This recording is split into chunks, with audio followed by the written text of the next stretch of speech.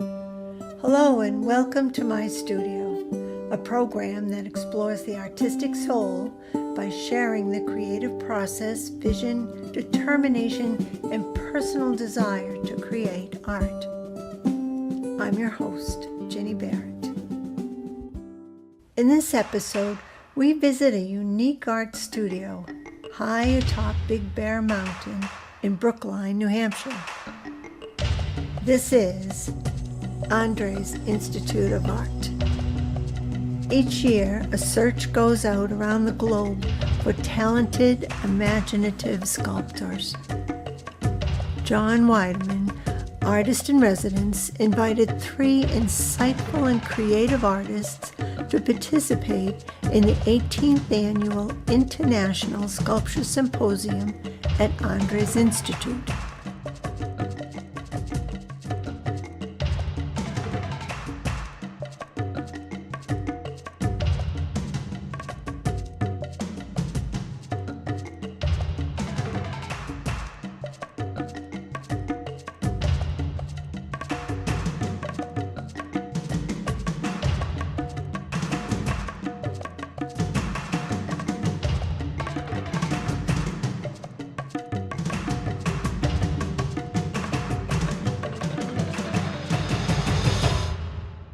Well, the original concept was on the technology side. This was not, we had no real intent to service the public. This was really that the Institute was created as an educational vehicle for professional artists. So basically the idea was that we created that, and artists would come in and they would learn new techniques, new tools, that side of things. So the idea was, train them in safety, because there's things like if you're going to weld, you don't want to weld galvanized because it throws up zinc, which is a heavy metal, and you breathe it in and you load your system with heavy metals. So these things like this that we wanted to teach them, as well as the machine tools. Having if you're going to work in metal, having a roll or a shear or something to drill it and tap it. And if you're going to work in stone, you can do it the Da Vinci way with a big hammer and a chisel, or you can do it with an air hammer and a chisel, or you can do it with a sandblaster, or you can do it with, he's developed some supersonic rocket engines, basically handheld, and you direct the output of the venturi at the stone, and it ablates the stone. It causes the intrinsic moisture in the stone to explode, and it flakes off the granite in these little chips. So we wanted to show these things to artists, and that was the reason to create the studio, was to have a place where we could put all this equipment, all this machinery. And part of it was great. Well, if we do this, we're going a lot of people are throwing away big pieces of machinery because nobody can run them anymore. Yeah. You don't have the machinists available that understand these things. True. Well, an artist, there's one thing about running it for production. You're trying to make parts. In that case, you buy a computer numerical control machine, program it once, push the button, and it kicks it out. An artist is doing one-off, so they're more than willing to sit there and play with an older piece of machinery. So that was part of our thing, was, get some of this older machinery that John and I love. I'm an engineer, but I worked my way through college as a machinist and a welder and a pipe fitter and all that. So that was kind of the idea. Increase the state of technology in the arts by teaching artists, professional artists, to utilize the technology. And as part of that, we started the symposium as a learning and a teaching tool. And suddenly we had works of art that spun off the symposium. So then it was, well, let's put them around and give the public access to them.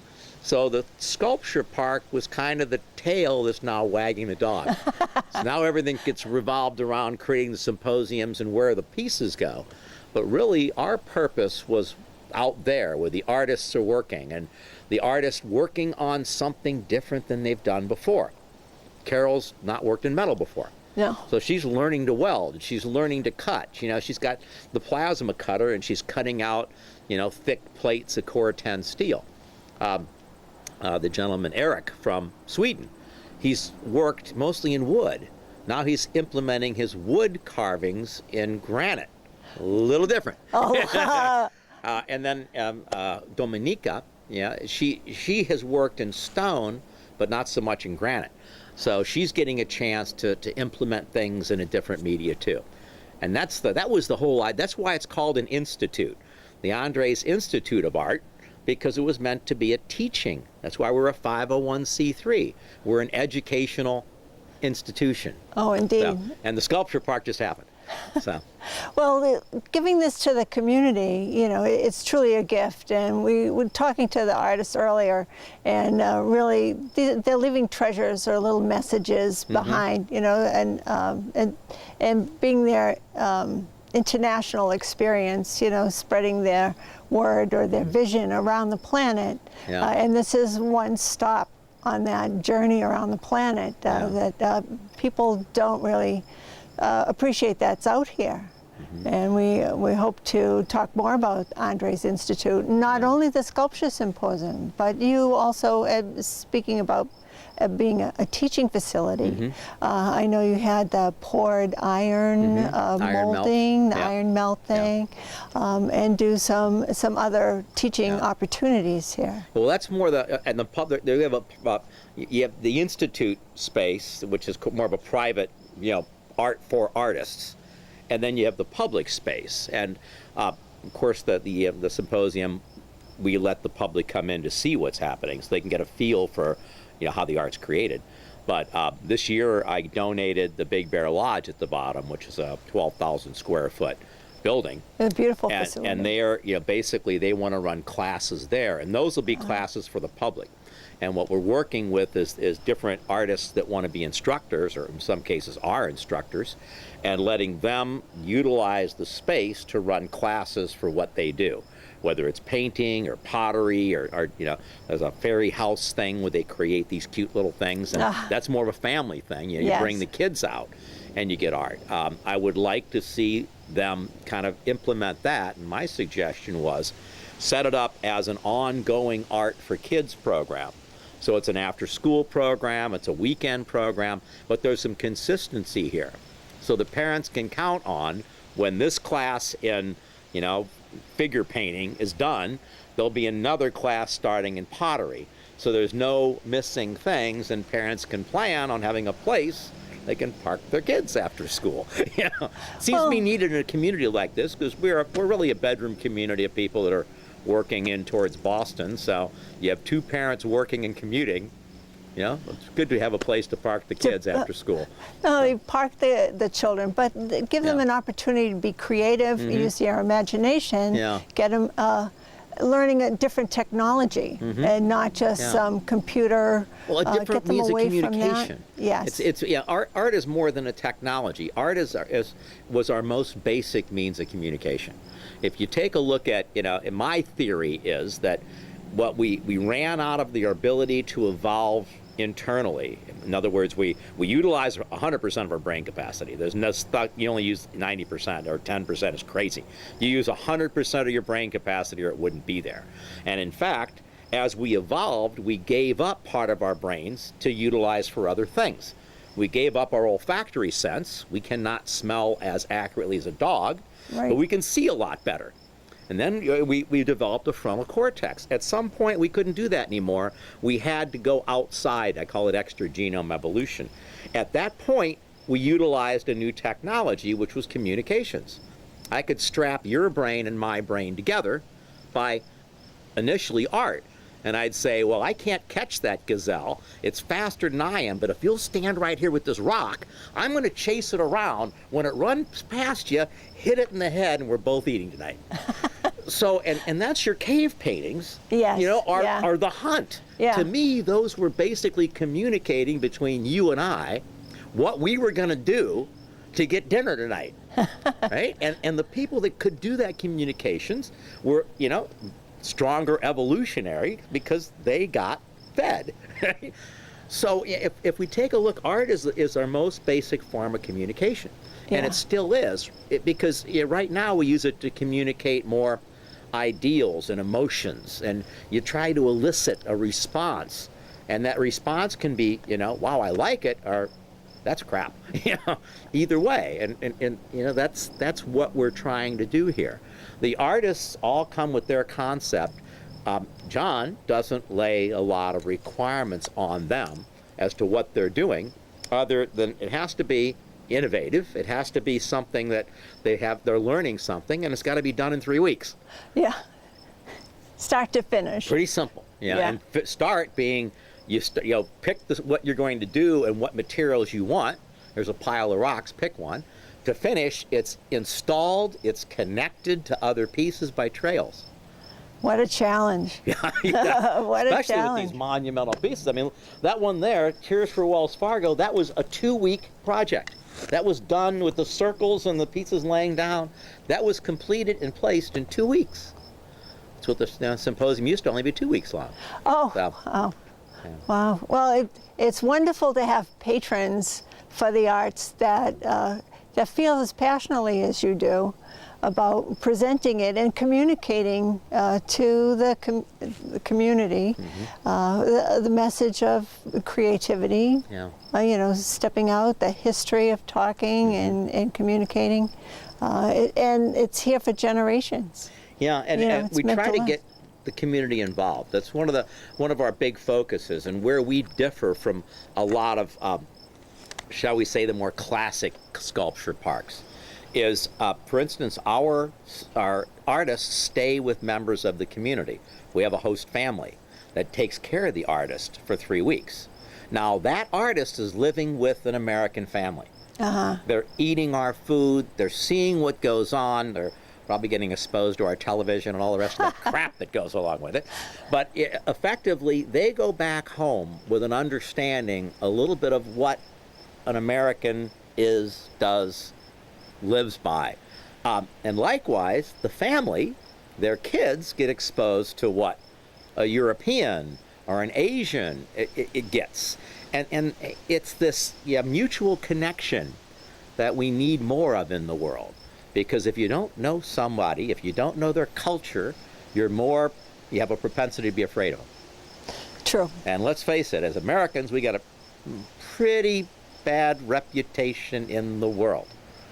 Back in the 50s, the ugly American, that was simply because we got the money to travel and we didn't know what we were doing, so we stepped all over their cultures. Right. We did things and they're going, and it happens to this day.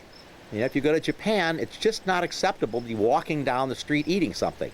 They don't walk and eat. If you go to Thailand, you can't cross your legs and put your foot up to where the sole of your foot faces anybody. No kidding. Wow. You never touch a child on the head in most of the Asian cultures. And as Americans, just we're unaware. Yeah.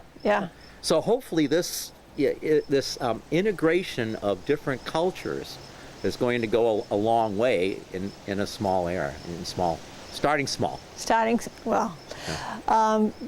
Every one of the artists that we talked to today, that we interviewed, spoke to, they all mentioned the community and the American people and how they were welcomed, and they all came away with a new view of, so the integration that you're trying to accomplish, I think, is definitely one thing that each artist is going home with. Yeah, it's working. Yeah, it's working. Your master plan is working.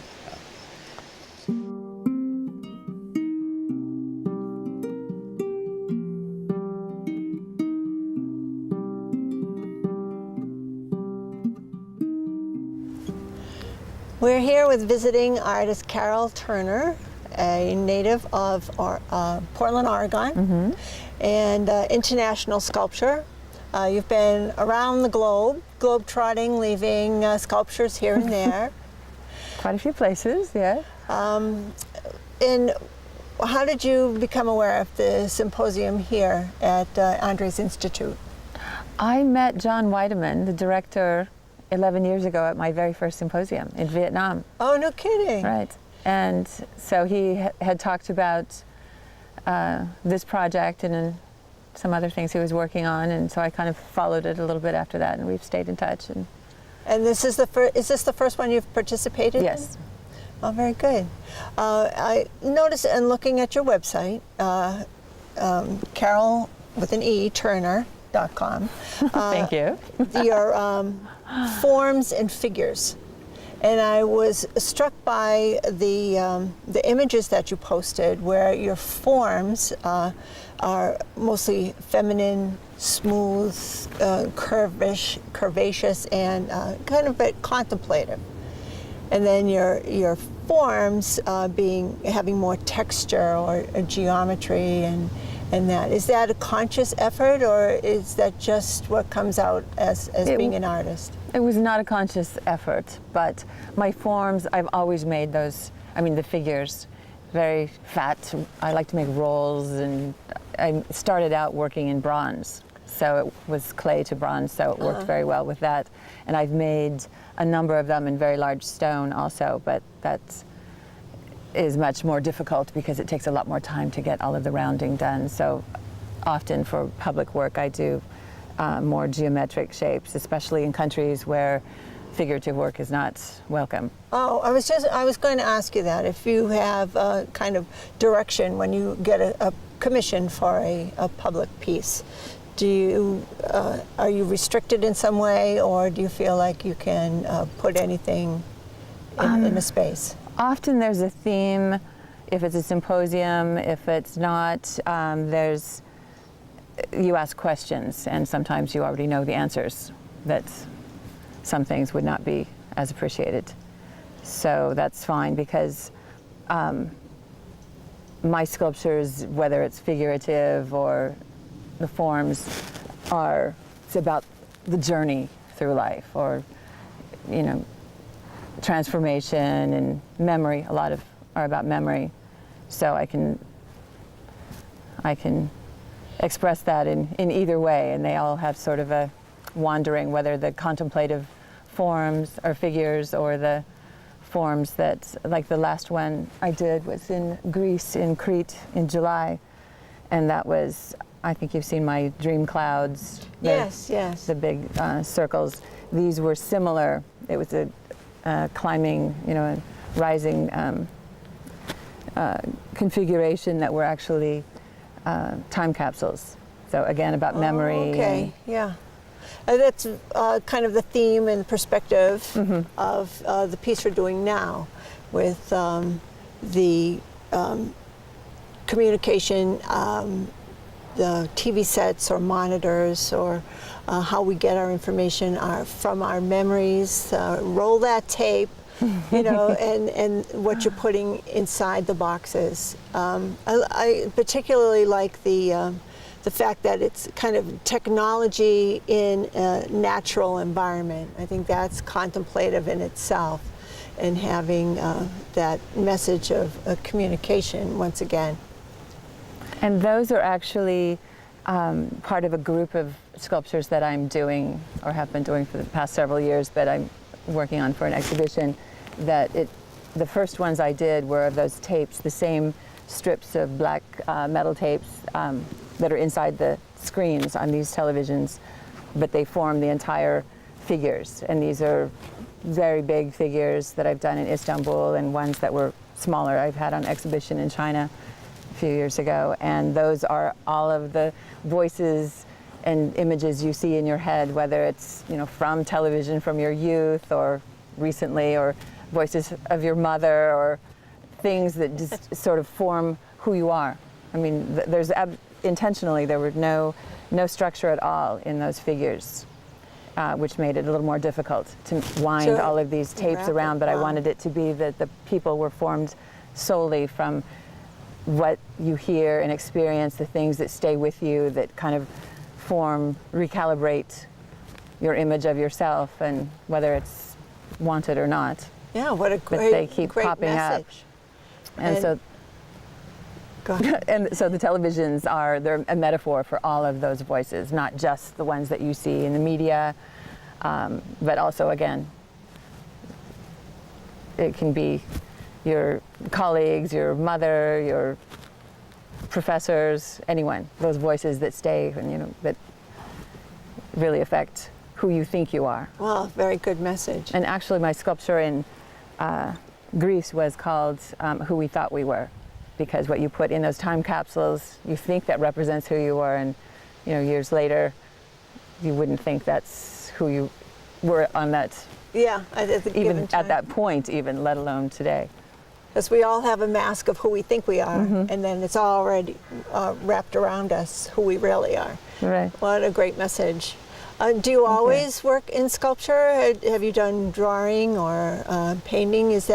Or is your background strictly coming from sculpture? I do mostly sculpture for sure, but I also paint and sometimes draw, but mostly sculpture and painting. So you like the three-dimensional aspect. We were talking earlier about how every side of three-dimensional has to have a cohesive message all around the piece. A definite challenge you don't have with two-dimensional drawing or painting. True, but I always tried to make my paintings look three-dimensional. So it's much easier to just start in sculpture. I make my sketches in small clay, so to try to get that feeling, that message all the way around. Easier. And balance. I've seen examples on your website of your towers, like the piece you're making here, where they're all kind of like almost tipping over, and that anticipation or anxiety that you have, you see that tension in your piece, and yet it's perfectly balanced. And it writes itself, or again, the journey. So that's an intentional piece of your work and part of your theme. Yes. Is the journey from the bottom to the top, or just the journey of being secure? I've made a series of passages that were really about a journey. So the theme kind of flows through other works of mine also, but doors representing decisions you make, how they affect your life, how if you had done this, if you had done that, and that's the same type of thing when it goes up, like things that happen, or in this case, that you hear or see, that alters your... The doors you speak of, those are the ones that kind of nest among themselves. Yes. I saw that as you turn, as the viewer participates in that sculpture, the view is kind of framed, and everybody has a different view through the same portal, if you will. I think that's a clear message, I think, to most of your people. What did you see about the site where you're going to put your piece today? This week. Why did you pick the particular site? Did it have some kind of a special meaning, or did you let someone select the site? I selected it, but we had certain areas that we were encouraged to choose amongst. And I liked the sculptures that were near it. I liked the site that I chose. I needed something elevated a little bit to be able to look up, because I didn't want to make a big base on it. But I don't want the smallest television to be too close to the ground. So, and it's sort of nestled in the trees a little bit. It goes back maybe 15 feet. So I liked that. And what new technology have you learned? Andre's Institute really promotes taking artists out of a comfort zone, teaching them some new techniques. Where you've worked with metal before, what did you learn this time that you'll take away? I have worked with metal that has been laser cut before, and this time I plasma cut more than 50 pieces. So I learned how to use a plasma cutter. So that's all by hand. Yeah, yeah. And your bandsaw? And there's cutting. a huge bandsaw there. I've used a bandsaw before, but this is gigantic. And yes, I was very careful. I had wood between me and that all along, in case my mother saw photos. There's your tape wrapping around. Do you want to lose a finger? That and welding, because I've tack welded with a MIG before. But, so I've used the MIG here, but also the stick welding. Which is very difficult for me to do. So I have not mastered that by any means. Can you explain the difference between the MIG welding and stick welding? And TIG welding? No, I can't. Unfortunately, I get them all confused, but I know there's the gas, and there's this, you have an actual stick I wish I knew what it's called, clamped to this, and you have to strike it, and it's very tricky to get at least this machine. it's a little more difficult than another one that I've used Well, you very picked momentarily. a very ambitious project to learn how to weld on, And- with all those boxes. Yeah. And grinding down the weld to make it all smooth. All the pieces, and I'm having help also. There are people there to weld and to grind, so that's really going to be a big help because very it's good. called 7. I cannot make it 4 boxes. They have to be all 7. All 7 TVs have to be there.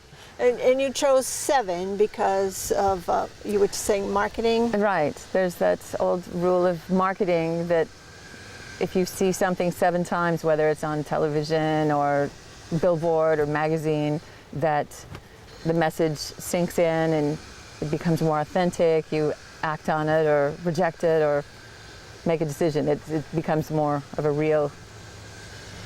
I see. So that's why we have so many political commercials on TV right now. All that tape going through our head. And I thought it was very timely because of the elections going on right now. So that's one reason I chose that for this. Very good. So is there anything that you want to say specifically about your experience here, or anything that you'd like to share with us? This has been a great experience. It's really been a great learning experience. People are wonderful, all of the organization, and thanks so much to Paul Andres and to John Weideman for making this happen. This is a lot of work to make this happen, and all of the people, including all the people who have brought us meals, the host families, the bingo, which is huge, raising money for this, support bingo, go down to the Big Bear Lodge, and to make more awareness for this. Thank you, because I know that a lot of people even around here have not been up here yet. Oh, it's a hidden treasure, yes. Indeed. And we thank you for leaving a piece of your message behind. Thank you. And sharing it with us. Thank you for sharing the message with everyone. Come on up. There are almost 90 sculptures now after this. 90, wow. Yeah, I think there were 86 before, so there'll be 89. Wow. Very nice paths. Carole, thank you very much. Thank you.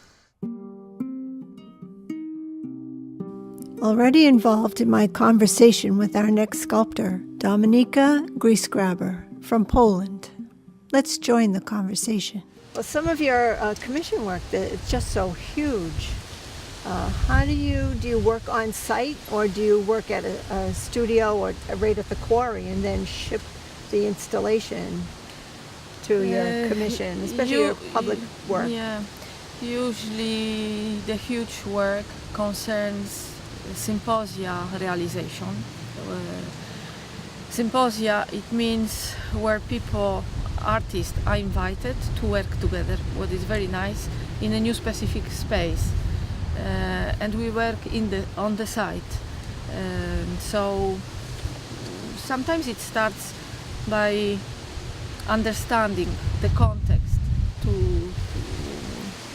in which we will inscribe our sculpture. It also allows us to make a connection with the material, natural material, like granite, that we look for it in the quarry, local quarry, and then we work on the site. It's very different from working in our own studio. We are exposed to a different context, different reality. So that's exciting nice for you. It's very exciting. It's I think quite new model in a contemporary time for many artists, mainly sculptors, because I don't know this kind of symposia for painters. Sometimes they are, but for sculpture it's very challenging, and many sculptors today appreciate this possibility. It allows us to travel. It's nomadic sculpture, I would say. Nomadic sculpture, I love that. Thank you. The piece that you're working here, you have 16 different points of view because you have 2 pieces. That's very ambitious. No, I completely come from different angle Okay. on it, because when I came here I had certain ideas, but I knew that while I am here I might be, we say, inspired, we can use this word, by other factors. And I knew that I wanted to work either with the site or with idea that it bothers me at the moment, and I want to let it come out through sculpture. When I came here, I knew I would be rather working with granite because it's the material from here, very much installed in the ground. Yeah. And when I could visit the quarry, it is a very different quarry from other quarries, where we can quarry stone by pieces pre-cut and elegant almost. But here they come as natural boulders almost.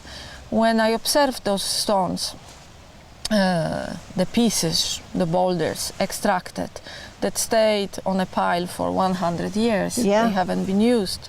I observed that some of them have two sides. One side shows that it was the side that interested the extractor, it's smooth, and the other sides show some kind of a resistance. It has like a human back that wants to resist and say, no, I don't want to go away. I don't want to change, I don't want to go to nothingness or other product, whatever. And I liked this idea, so I wanted to incorporate it as a part of my work. From other side, that it's smooth, I work, but that side naturally showing some resistance is also a part of my work. I just want to reveal it more.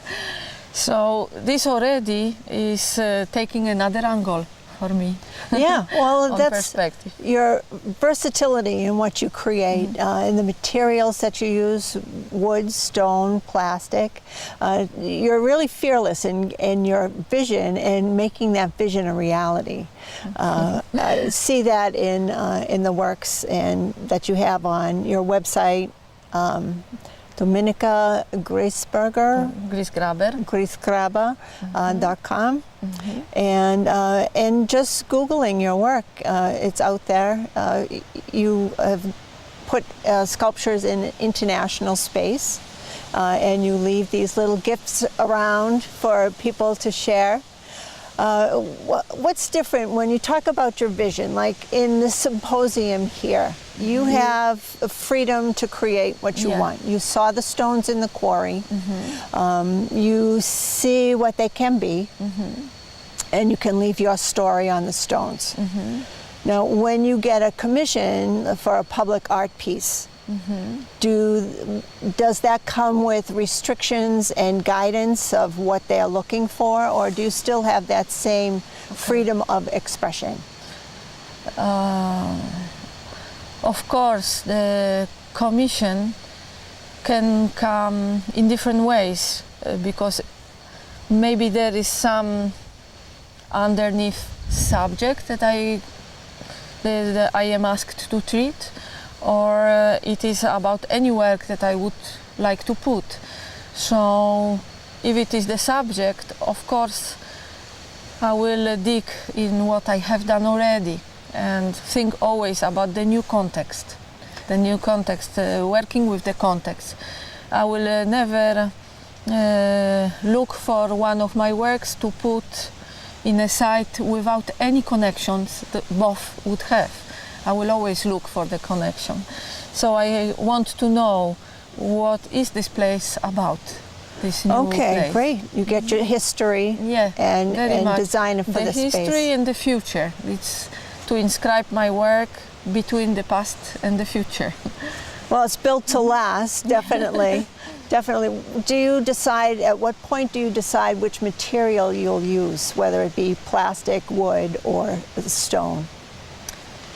Well, it also depends on what subject we will treat, because if I can connect with natural material from the site, like here is the granite, 650 million years. It's we can very easily feel the time it has its presence in these stones. So already such a material talks to me a lot. and this material, how it was used. Also here tells me and helps me to build up new idea. But in some other situation, I feel a need to use new materials, going to resins, new technological materials. It all depends on the context. Well, the Andres Institute is very much, their mission is to promote new technology and introduce artists to new technology.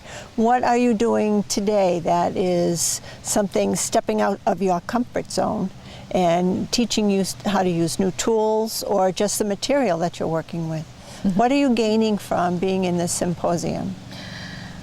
Well, I would completely put differently this idea.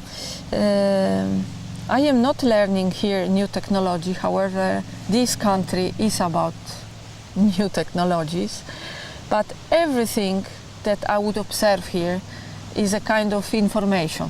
So I am like a filter, I think, that all what I am observing, and especially exchange with people, with the wonderful community here. Oh, that, indeed. Is something exceptional, how people work together here. This is for me new, something new that I observe, and even my work addresses this togetherness that I observe here. This is more important for me than new technology, physical new technology. Wonderful. That's wonderful to hear. I see a lot of dual pieces in your work. You put two pillars together, almost a duet, if you will, of the concept and the idea. And I think in your piece I see kind of a threshold that connects the two pieces together. Is that kind of like what you're trying to achieve here or accomplish, is kind of a threshold to for the audience, your viewer, to kind of pass through and enjoy the piece? Definitely here I am working on some new perspective for my sculpture, a new visual perspective, working with the two pieces, but how to combine them differently, giving a new image. The theme of the symposium this year is already perspective. So I am doing a kind of research visually and mentally, what I can find new in putting things in perspective. Working with two pieces for me is like a dialogue. That even an artist, he asks himself a question and he has to answer. Yes. So working in sculpture is about this dialogue between yes and no, and then how we combine the two. Also for me this time, the two stones are about reflection, like in the mirror. Oh, yes, yes. So it's dialogue put differently. Oh, very good, very good. So is it going to be hard to leave this behind? Leave your message behind on the mountain? It's a real gift to the community. Thank you for saying this. For me it's a privilege to have this possibility to be here and work and leave my piece. I love this idea that I would leave my pieces in different places. It's my presence in this place and my vision, my perspective on anything. Very good, very good. Dominika, thank you for your time. I know you have to get back to work. And on behalf of the people here in Brookline and the Symposium, thank you so much for sharing your talent and your skills. Thank you very much. I am very impressed with what I see here. Oh, very good. Thank you. And feel. Thank you.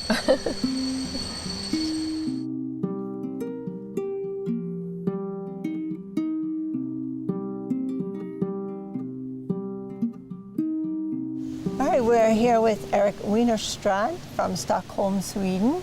Yes. Thank you for visiting us and joining us at the Symposium. Oh, thank you. About perspectives. The piece that you're working on is a kind of a universal theme for you, with the tree and the earth, or the Himmel, and Jord.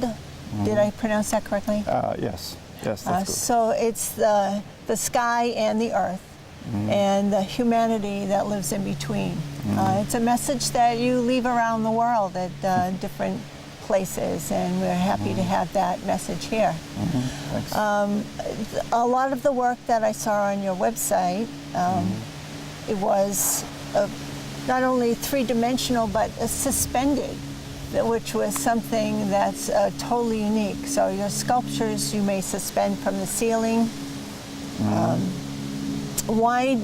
That is a brilliant kind of presentation. Why did you choose to do a suspended sculpture like that? It just happened. It's well, it's a bit difficult, I think, to explain, but I maybe look upon the theme or the motive as having no real up and down. I see. And in that way, it often feels good to just have it floating in the air. So it's important to see it from 360-degree view. Yes, yes. And how important is the lighting on such a piece that's suspended like that? Because your lighting changes, you're casting shadows. Yes. Is that part of your concept also? Well, it's important. I've noticed that sometimes the lighting is very good and it does good things for the piece, and sometimes it's not working at all. It depends a little of what kind of situation you are in, if they have the good equipment or haven't good equipment. So I try to work it out, and it takes a certain amount of time to get it right. Oh, sure. So- And the viewing is spatial. It's kind of like the space that the piece is in, and then the space that the viewer is in as well. I see a lot of the pieces of your work that speak to the elements and the earth. You do two-dimensional work also with your lithographs, with the same Yes. kind of message about nature, the earth, and kind of a longevity. And you express yourself in poetry to put context. Yes. So how do you communicate that poetry to your clients, your people? In different ways. Sometimes it is integrated in an exhibition or an installation in some way, maybe wooden letters on the wall or carved in stone. Oh, okay. And I have had other solutions also. Sometimes just in a book, or sometimes during the exhibition I have a reading session. Oh, nice. So, very nice. yes. So spoken and visual. yes. That's a very Yes. versatile artist. You've done castings, bronze and aluminum, many of your pieces. The technology that you're learning here, the granite that you're working with, the cutting tools, have you worked in stone before? Or? No, this is first time, and I'm very happy to. I found that I really like working with stone. Oh, so, no kidding. Yes. So will you continue to explore stonework? Yes, I will. Maybe something Yes. a little softer than granite? Not necessarily. I have nothing to compare with now, and that's good probably, yeah. but I like the resistance in the granite. Very good. So you may take something home with you as well as leave Absolutely. your sculpture behind. Yes. In the design that you're making, the tree and the roots, you have two people representing humanity in there. Yes. Is that a common theme? Why does that resonate with you so much? Well, I've depicted trees for been painting trees and make sculptures of trees for maybe 25 years, and well, it's something. It's well, it's something that that grows and lives. So therefore, it's well, it's a very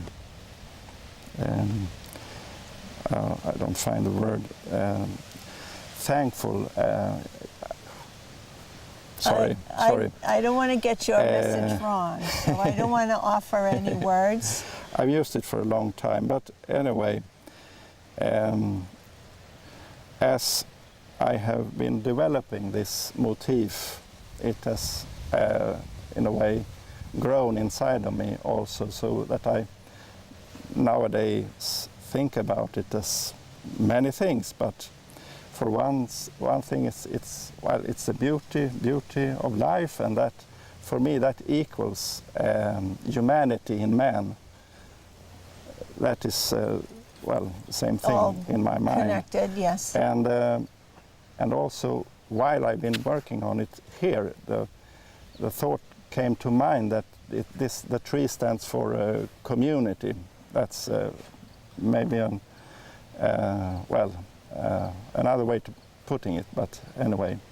Well, I see that in your stylized tree, where you have it kind of almost embracing the earth, that it comes down like a shelter or an umbrella, and it kind of embraces that. Yes, it's like I don't know, a mother to the children, to the. So Mother Nature. To mankind, yes. Yes. Yeah, very good. Kind of.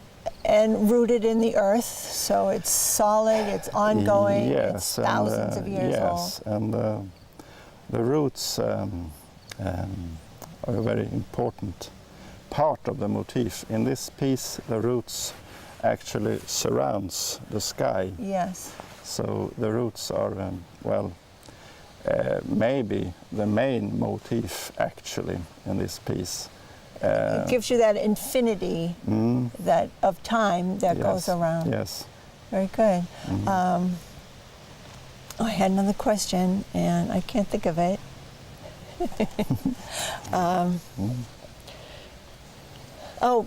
Your sculpture, gravitation. So again, another element of nature. Yes. And I see that in your lithographs. So I love the fact that your motif that you're making now with the tree and the earth is going to be nestled here in the forest at Andres Institute, among the trees in the forest. Is that one reason why you chose that motif, or is that your message that you're spreading around the world? Maybe it seemed appropriate, but it's also something that I found representative for what I'm doing. So that was maybe the most important thing for me to choose this motif, I think. Very good. So, very good. Oh. So you're grinding away at your rock, you're chipping away, learning new technology. Yes. Far different from pouring bronze or aluminum. And this certainly won't be suspended from anything. And did you choose the site with where this sculpture will be placed with some care? And what was your thought on choosing that? Yes, I was shown maybe 3 different spots, and I immediately felt for this spot that they showed me for some reason. And I think it's because it has, it's got something of nowhereness in it. Okay. So it felt good in that way. It's a kind of anonymous place, actually, and I like that. No obvious landmarks and so. I kind of see that theme in all of your work, very relaxed, very contemplative. Is that really your main focus, is to make a piece that someone can just sit with? Well, yes. Well, I want to grab hold of peace, the notion of peace, and that peace is such an important part of making life well move on in a good direction. So Very good. So that's something I think of daily. So how would you say that in your language, that you have delivering a message of peace? Att man förmedlar ett fredsbudskap in Swedish. In Swedish, and it's peace on earth. Well, so your piece not only will speak Swedish when you're done, because it's the signature of the artist, but also it's a universal language, one that you leave behind. How many places have you put your work? In Europe, just in Stockholm, in Sweden? Stockholm, Finland, well, maybe about 10 places in Europe. In Europe? Yes. Okay, so it's your first time crossing the ocean to leave a message here? To leave a message, yes. I crossed the ocean before, but never well, this is the first time in a symposium. Planting a seed, a tree, here among the beautiful trees here in Brookline, New Hampshire. I am so grateful to be able to do that. So. You've met a lot of the people here in the States. Is that something you're going to take home with you? Absolutely, yes. I think meeting the people is the most interesting and rewarding thing, actually, apart from working and learning new materials. But that is what I will take with me back. Very good. Seems like a good trade. Erik, thank you so much for your time. I really appreciate your coming out here and sharing your treasure, leaving a little bit of yourself behind. Okay, thank you so much. Peace to you. Peace to you. Thank you.